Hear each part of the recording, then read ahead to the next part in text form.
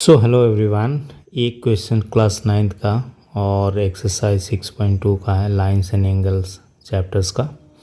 एक क्वेश्चन कह रहा है कि इन फिगर 6.23, ये फिगर जैसे कि 6.23 है, इस फिगर में if A B parallel C D, ये लाइन एंड ये लाइन पैरेलल है, A B parallel C D, ए भी दिया है कि C D parallel E F and y is to Z equal to 3:7 दिया है, तो फाइंड x। y और z जो एंगल दिया है उसका रेशियो दिया है 3:7, तो x का वैल्यू निकालना है यहाँ पर। तो A B parallel C D है एंड सी डी पैरेलल क्या है, ई एफ है। तो इन दोनों से हम डिराइव कर सकते हैं कि A B parallel C D parallel E F, ये तीनों एक दूसरे में क्या है, पैरेलल हो गए ये तीनों। तो अगर कोई भी दो लाइन अगर पैरेलल होता है, जैसे C D parallel E F है, तो क्या हो जाता है, कॉरस्पॉन्डिंग एंगल्स आर इक्वल, ठीक है, and alternate interior angles are also equal.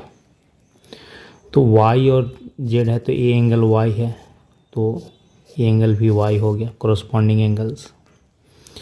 अगर x के बगल वाला एंगल, ये एंगल भी y हो जाएगा, ये क्या हो गया, alternate interior angles.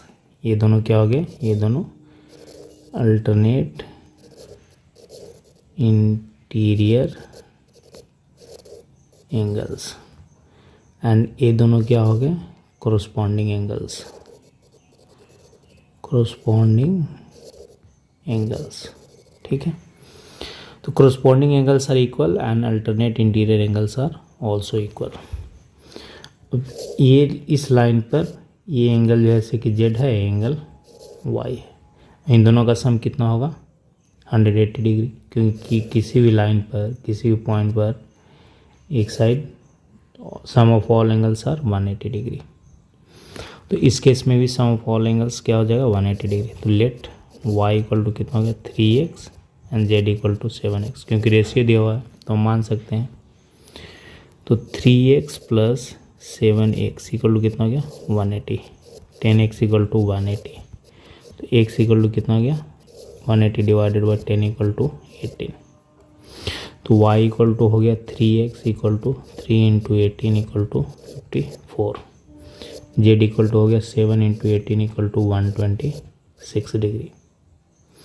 And x and y का सम कितना होगा, सेम तरीके से इस केस में भी अगर देखा जाए तो ये है y और ये है x, इन दोनों का सम कितना होगा, 180 degree, x plus Y equal to 180 degree, x plus कितना हो गया 54 इक्वल टू 180, तो x equal to 180 minus 54 equal to 126 degree. तो यहाँ से क्या आ गया, 126 डिग्री ये आ गया, ये हो गया आपका